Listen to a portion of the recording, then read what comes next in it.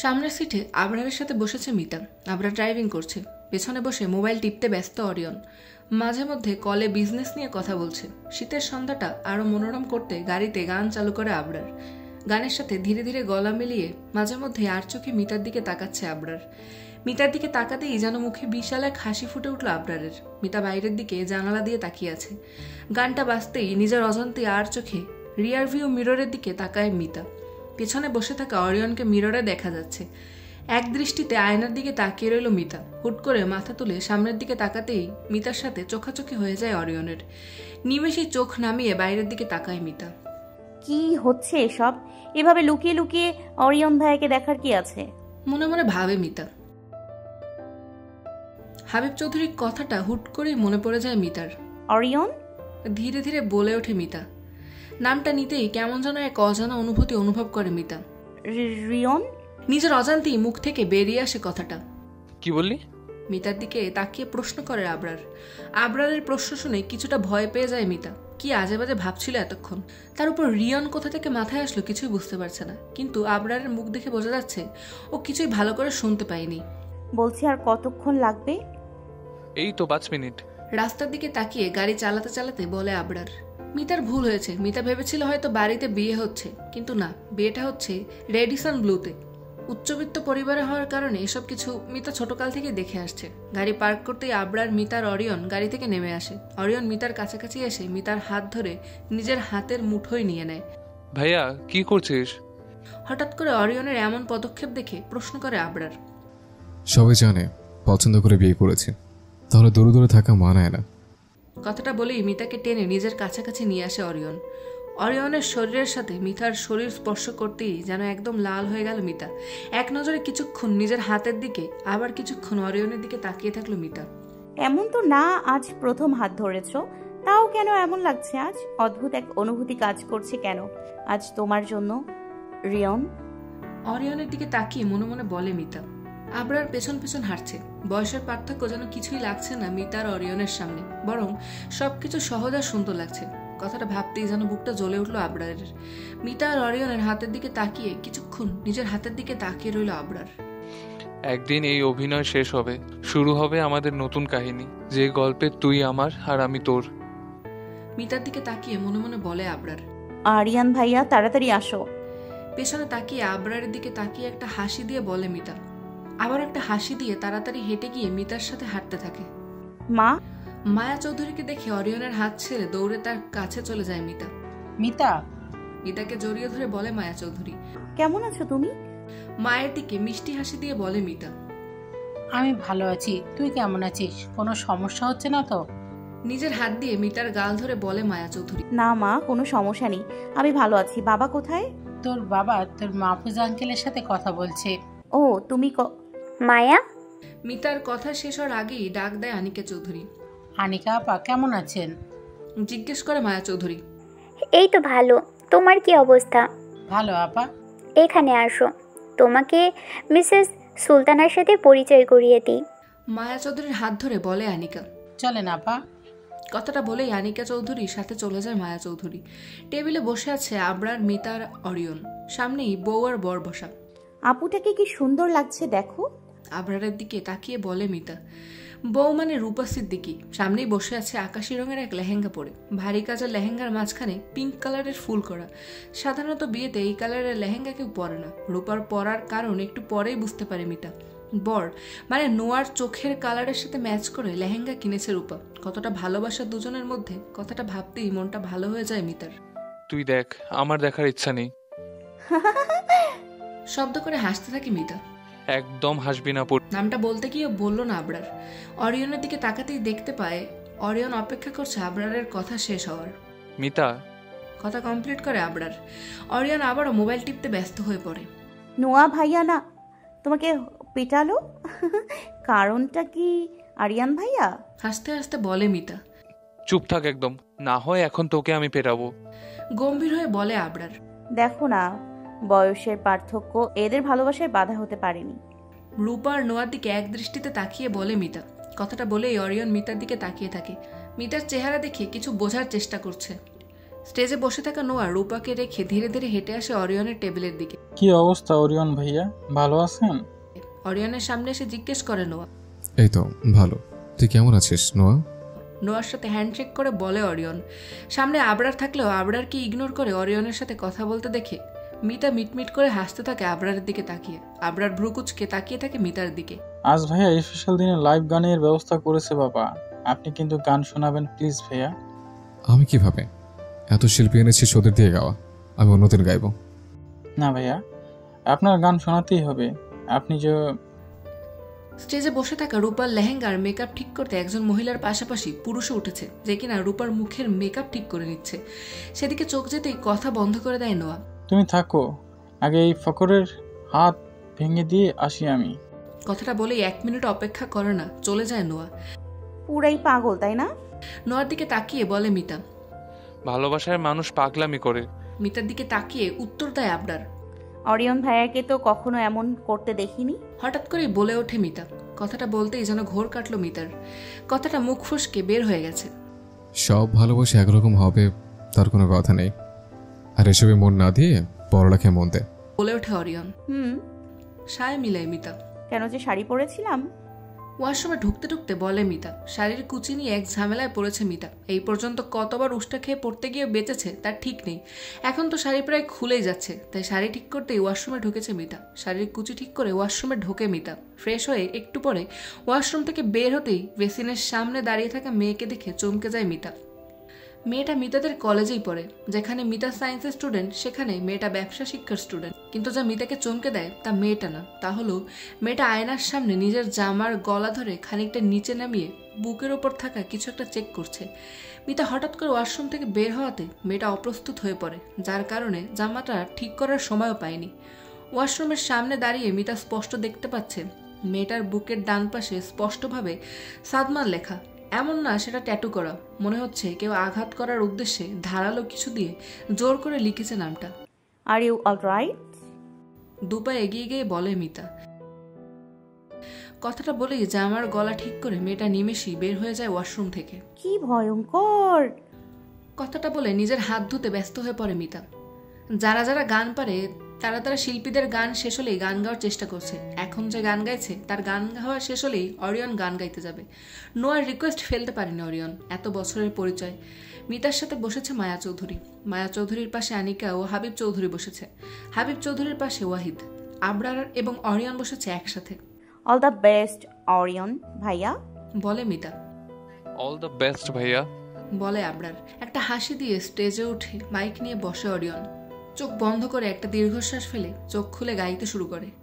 तुम मेरे हो इस पल मेरे हो, कल शायद ये आलम न रहे, कुछ ऐसा हो तुम न रहो, कुछ ऐसा हो हम न रहे, ये रास्ते अलग हो जाए, चलते चलते हम खो जाए,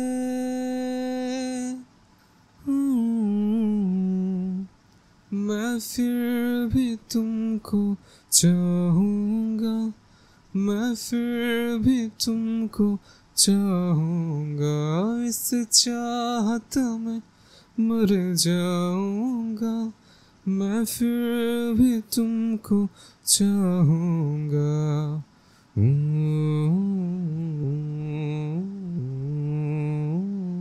ऐसे जरूरी हो मुझको तुम, जैसे हवाए सांसों को। সামনে বসে থাকা অরিয়নের চেহারায় ফুটে উঠেছে ডেসপারেশন আফরিনের জন্য। এতক্ষণ হাসতে থাকা মিতা গানটা শুনতেই যেন বুকের মধ্যে অসহ্য যন্ত্রণা অনুভব করতে লাগলো। অরিয়নের মুখ থেকে আফরিন নামটা যেন ছুরির মতো বের হয়ে সরাসরি মিতার বুকের মধ্যে গিয়ে আঘাত করছে। নিচের দিকে তাকিয়ে থাকা মিতার চোখ দিয়ে পানি পড়তেই নিজের হাত দিয়ে গাল স্পর্শ করে মিতা। নিজের হাতে পানি দেখতেই তাকিয়ে থাকে অরিয়নের দিকে। মায়া চৌধুরী ঠিকই লক্ষ্য করছে কিভাবে তার মেয়ের এক্সপ্রেশন ক্ষণিকের মধ্যেই চেঞ্জ হয়ে গেল। নিজের হাত মিতার কাঁধে রেখে মিতাকে সান্ত্বনা দেওয়ার চেষ্টা করে মায়া চৌধুরী। এসব কি শুরু করেছে তোমার ছেলে? রাগ হয়ে আনিকা চৌধুরীকে বলে হাবিব চৌধুরী। যা কখনো শেষ হয়নি তা এই দুদিনের আশা মেয়েটা পেয়ে অরিয়ন আফরিনকে ভুলে যাবে সেটা ভাবা তোমার পাগলামি হাবিব। বলে আনিকা চৌধুরী। মুখ সামলে কথা বলো আনিকা, মিতা আমার ছোট ভাইয়ের মেয়ে। দাঁতে দাঁত চেপে বলে হাবিব চৌধুরী। যে মেয়ে নিজের মা বাপকে খেয়েছে, যে মেয়ে একদম চুপ আনিকা, একদম চুপ। গম্ভীর হয়ে বলেন হাবিব। আমাকে চুপ করিয়ে লাভ হবে না হাবিব। এই মেয়েকে আমি আমার পরিবারের ত্রিসীমানায় থাকতে দিব না। কথাটা বলেই উঠে চলে যায় আনিকা চৌধুরী। পাশে বসে থাকা মায়া চৌধুরী সব শুনলেও সিন ক্রিয়েট করতে চাইলেন না বলেই চুপ করে রইলেন। মিতা সেই গান শুরু থেকে অরিয়নের দিকে এক দৃষ্টিতে তাকিয়ে আছে। অরিয়নেরও নজর যেন অন্য কোথাও যাচ্ছে না, এক দৃষ্টিতে তাকিয়ে আছে মিতার দিকে। মুখে ফুটে উঠছে রাগের বহিঃপ্রকাশ। অরিয়ন ভাইয়াকে তুমি কেন ভালোবাসো আপু? আফরিনকে প্রশ্ন করে মিতা।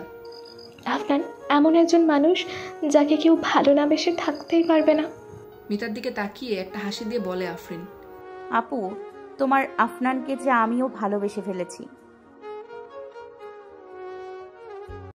আমি কালই গিয়ে মিতাকে এখানে নিয়ে আসব। তোমরা সবাই আমার মেয়েকে পাগল করে দিতে চাইছ। মায়া কি সব বলেছে তুমি? কি সব বলছি বুঝতে পারছো না? মিতাকে দেখোনি আজ? ওর চোখের দিকে তাকানো যাচ্ছিল না। ওয়াহিদ ও কথাটা বলেই কান্না শুরু করে দেয় মায়া চৌধুরী। মায়া শান্ত হও প্লিজ। মায়া চৌধুরীকে ধরে বিছানায় বসাতে বসাতে বলে ওয়াহিদ চৌধুরী। ওর চোখে আরিয়ানের জন্য ওয়াহিদ, এটা ও কি করে বসলো? ওয়াহিদ, আমার মেয়েটার জীবন কি শুধু কষ্টেরই কাটবে? ওয়াহিদের বুকে মাথা রেখে কান্না করতে করতে বলতে লাগলেন মায়া চৌধুরী। স্বামী স্ত্রীর সম্পর্কটা এরকমই মায়া, যেখানে ভালোবাসা আপনি আপনি চলে আসে। আর অরিয়ন খুব খারাপ না। আমি জানি অরিয়ন খারাপ না ওয়াহিদ। সিচুয়েশনই এরকম না হলে আমি ভাবতাম আমার মিতার কপাল অনেক ভালো, তাই অরিয়নের মতো ছেলে পেয়েছে। কিন্তু আমি জানি মায়া এমন হতে পারে, এটা মিতার শুধু ভালো লাগা, আবার এমনও হতে পারে অরিয়ন আবার আগের মতো হবে। আমি আর বেশি সময় নিতে পারবো না ওয়াহিদ। আমার মিতাকে যদি তার প্রাপ্য সম্মান আর জায়গা দেওয়া না হয় তাহলে আমি মিতাকে নিয়ে আসব। তোমাদের কারোর কথা শুনবো না আমি। আমাদের কথাটাও একবার ভাবো মায়া, আমরা কি কারণে এই পদক্ষেপ নিয়েছিলাম একটু ভাবো। মায়া চৌধুরীর দিকে তাকিয়ে বলে ওঠে ওয়াহিদ। আমি ভেবেছিলাম বলেই বিয়েতে রাজি হয়েছিলাম, আর এখন মনে হচ্ছে এটাই আমার বড় ভুল হয়েছে।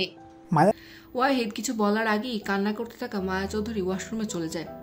তুমি কবে বুঝবে আফরিন পালিয়েছে? অরিয়ন রাগে কিরমির করে হাবিব চৌধুরী চেঁচিয়ে বলে অরিয়নকে উদ্দেশ্য করে। আমি জানি সেটা বাবা, আমাকে বারবার মনে করে দিতে হবে না। অরিয়নও চেঁচিয়ে বলে। আমার মনে হচ্ছে না তুমি জানো, জানলে এভাবে মিতাকে সবার সামনে অপমান করতে না। এসবে পরি কানবে না। গম্ভীর হয়ে বলে অরিয়ন। এসব কিছুতে মিতা থাকবেই, ও তোমার স্ত্রী। আর ইউ সিরিয়াস বাবা? Like seriously? রেগে গিয়ে দাঁতে দাঁত চেপে বলে Orion. Yes, I am Orion.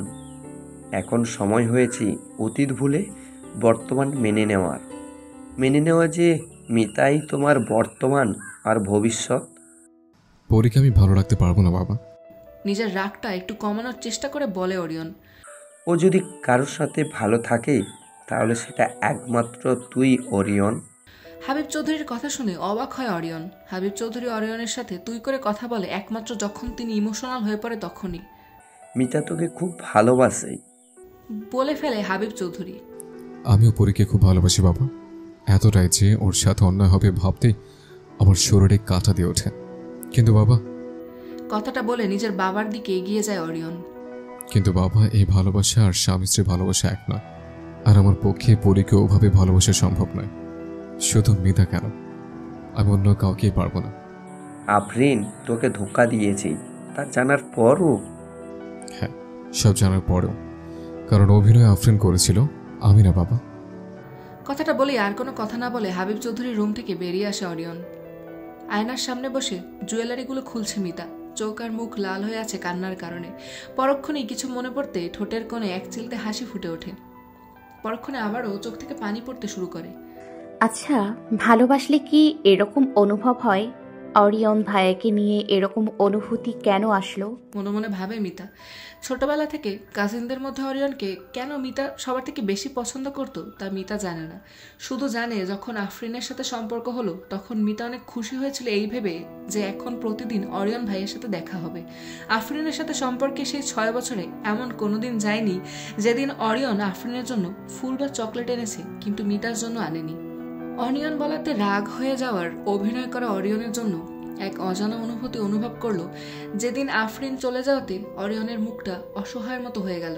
হাসি খুশি থাকা অরিয়নের মুখটা যেদিন থেকে গম্ভীর হয়ে গেল সেদিন বুঝতে পারলো মিতার জীবন থেকে কি চলে গেছে। কেন সেই চেহারার চোখের সামনে ভাসতেই অজান্তেই চোখ দিয়ে পানি পড়তো মিতার। ড্রেসিং টেবিলের সামনে থেকে উঠে গিয়ে বিছানার পাশে থাকা টেবিলের উপর থেকে ছবিটা হাতে তুলে নেয় মিতা। আফরিনের ছবির দিকে এক নজরে তাকিয়ে থাকে কিছুক্ষণ। এই মানুষটাকে কষ্ট দিতে পারলি তুই আপু?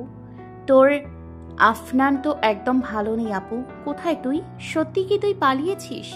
তোর আফনানকে যে আমি ভালোবেসে ফেলেছি, ও যে আমার কাছে এখন রিয়ন হয়ে গেছে। কথাটা বলতে বলতে এক ফোঁটা পানি গিয়ে আফরিনের ছবির উপর পড়ে। আমি যদি তোর আফনানকে ভালো রাখার দায়িত্ব নেই তাহলে কি তুই রাগ করবি? নিজের হাত দিয়ে অরিয়নের ছবিটা স্পর্শ করতে করতে বলে মিতা। তুমি কি আমাকে তোমার মনের এক কোণে জায়গা দিতে পারবে রিয়ন? তোমাকে ভালোবাসতে দেবে? আমাকে তোমার সব কষ্ট ভুলিয়ে দিতে স্ত্রী হিসেবে মেনে নিতে পারবে তুমি? এক দৃষ্টিতে ছবিটার দিকে তাকিয়ে বলে মিতা। আজ মিতা সকাল সকাল ঘুম থেকে উঠেই গোসল করে বেবি পিঙ্ক কালারের এক সেট জামা পরে চুল আঁচড়িয়ে রান্নাঘরে চলে এসেছে। ইচ্ছা করছে অরিয়নের জন্য নাস্তা তৈরি করার। শায়লা আপু, অরিয়ন ভাইয়ার নাস্তা বানানো শেষ? না। কেন? আমি বানাই। শুধু অমলেট করা বাকি, আর সব করা হয়ে গেছে। জিভে কামড় দিয়ে বলে শায়লা। আচ্ছা, অমলেটই করি দাও। বলেই অমলেট করতে শায়লার পাশে গিয়ে দাঁড়ায় মিতা। অমলেট বানিয়ে গ্রিন টি এর সবকিছু গুছিয়ে রেখে খাবার টেবিলে অপেক্ষা করছে মিতা। হঠাৎ সব অদ্ভুত কাজ করতে মন চাচ্ছে। তার কারণ হলো মায়া চৌধুরী থেকে একবার শুনেছিল ছেলেদের খুশি করতে হয় তাদের টেস্টি খাবার খাইয়ে। কিছুক্ষণের মধ্যেই হাবিব চৌধুরী অফিসের জন্য রেডি হয়ে নাস্তার টেবিলে এসে বসে নাস্তা খেতে। গুড মর্নিং চাচু, হেসে বলে মিতা। গুড মর্নিং মিতা, আজ এত সকালে? আজও কি পরীক্ষা আছে? হ্যাঁ চাচু, জবাব দেয় মিতা। অরিয়নকে আসতে দেখি নড়েচড়ে ঠিক করে বসে মিতা। হঠাৎ করে মিতার এত নার্ভাসনেস যেন হাবিব চৌধুরীর চোখ থেকে এড়ানো গেল না। কেন এত নার্ভাস হয়ে পড়েছে তা দেখতে পিছনে তাকাতেই অরিয়নকে দেখতে পায় হাবিব চৌধুরী। অরিয়নকে দেখি আলতায় হাসি ফুটে ওঠে হাবিব চৌধুরীর ঠোঁটে। গুড মর্নিং বাবা। চেয়ারে বসতে বসতে বলে অরিয়ন। সামনে বসে থাকা মিতার দিকে একবার তাকিয়ে দৃষ্টি ফিরিয়ে নেয় অরিয়ন। গুড মর্নিং অরিয়ন ভাইয়া। অরিয়নের দিকে তাকিয়ে বলে মিতা। Good morning. অরিয়ন উত্তর দিতেই বিশাল এক হাসি ফুটে ওঠে মিতার মুখে। শায়লা অরিয়নের প্লেটে নাস্তা দিতে এগিয়ে আসতেই মিতা উঠে গিয়ে অরিয়নের প্লেটে খাবার দিতে থাকে। হুট করে মিতার এরকম করা দেখে কিছুটা অবাক হয়ে মিতার দিকে তাকায় অরিয়ন। মিতাকে আজ কলেজে নামিয়ে দিয়ে আসিস, আজ ওর এক্সাম আছে। হাবিব চৌধুরী নাস্তা খেতে খেতে বলে। ওকে। আজ আর দরজার সামনে দাঁড়িয়ে ছিল না অরিয়ন, গাড়ির মধ্যে বসেছিল যখন মিতা ব্যাগ নিয়ে নেমে আসলো। চলুন কাকা। অরিয়নের পাশে এমন না আজ প্রথম বসেছে মিতা। এর আগে অনেকবার বসেছে, তাও আজ কেন যেন একটু নার্ভাস লাগছে মিতার। কি হচ্ছে তোর? শরীর খারাপ লাগছে নাকি? হুট করে জিজ্ঞেস করে অরিয়ন। কই না তো। আমতা আমতা করে জবাব দেয় পারমিতা। তাহলে এসির মধ্যে এভাবে ঘামছিস কেন? কই না তো। ও হ্যাঁ, তাই তো, আসলে আজ এক্সামের জন্য ভয় লাগছে তাই। ও ধন্যবাদ তোমাকে। হুট করেই বলে ওঠে মিতা। কি জন্য? বুঝতে না পেরে জিজ্ঞেস করে অরিয়ন। ওই ম্যাথ নোট করে দিয়েছিলে তাই। নিচের দিকে তাকিয়ে বলে মিতা। কিসের ম্যাথ? আমি কোনো ম্যাথ করিনি। জানালার দিকে তাকিয়ে বলে ফেলে অরিয়ন। আমি তোমার হাতের লেখা চিনি অরিয়ন। ধীরে ধীরে বলে ওঠে মিতা। নিজের নাম মিতার মুখে শুনতেই ফিরে মিতার দিকে অবাক হয়ে তাকায় অরিয়ন। ভাইয়া। ভয়ে ভয়ে কথাটা কমপ্লিট করে মিতা।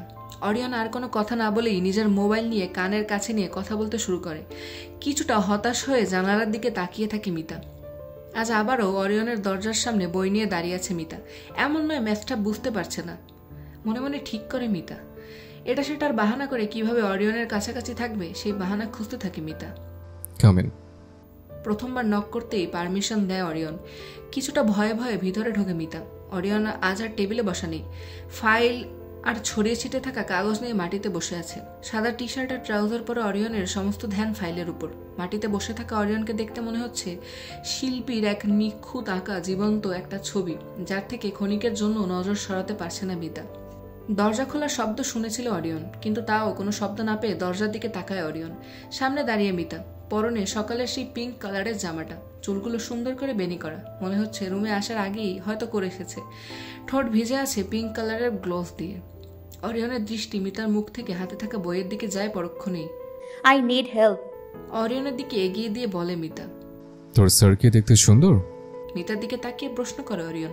হ্যাঁ? হঠাৎ করে অরিয়নের এমন কথা শুনে অবাক হয়ে যায় মিতা। এরকম কেন বললে? অরিয়নের সামনাসামনি মাটিতে বসতে বসতে বলে মিতা। না, আমি দেখছিলাম স্যারকে কি মুখ দেখে টাকা দেয় নাকি তোকে কিছু পড়ায়ও। অরিয়ন ভাইয়া, অভিমান করে বলে মিতা। দুদিনের পর পর আমাকে বিরক্ত করতে চলে আসিস বইটা নিয়ে। তো স্যারকে আসতে না করবি কাল থেকে। ফাইলের দিকে নজর দিয়ে বলে অরিয়ন।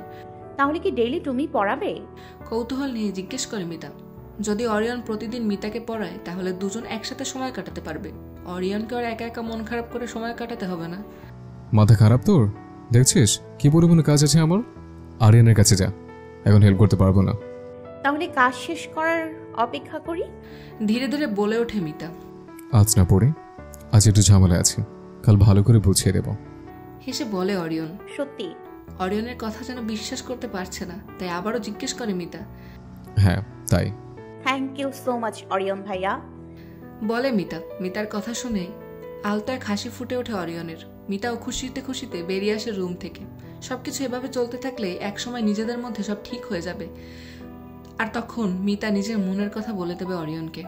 এক সপ্তাহ পর অরিয়নের রুমে বই নিয়ে অপেক্ষা করছে মিতা। গত এক সপ্তাহে মিতা প্রতিদিন এটা সেটা বুঝি না বলে অরিয়নের সাথে সময় কাটাচ্ছে। অরিয়নও এখন অফিস থেকে আসতেই মিতাকে বই নিয়ে নিজের রুমে ডেকে নিয়ে আসে। অরিয়ন এখন আগের থেকে অনেকটাই নর্মাল হয়েছে। মিতার সাথে এটা সেটা নিয়ে হাসাহাসি করে। অরিয়নের হাসি দেখলেই যেন প্রতিবার মিতার চারপাশ থেমে যায়। মিতা আজ সাথে করে নাস্তাও নিয়ে এসেছে। কথা ছিল আজ ম্যাথ করা শেষ হলে দুজনে বসে মুভি দেখবে। সেই খুশিতে যেন মাটিতে পা পড়ছে না মিতার।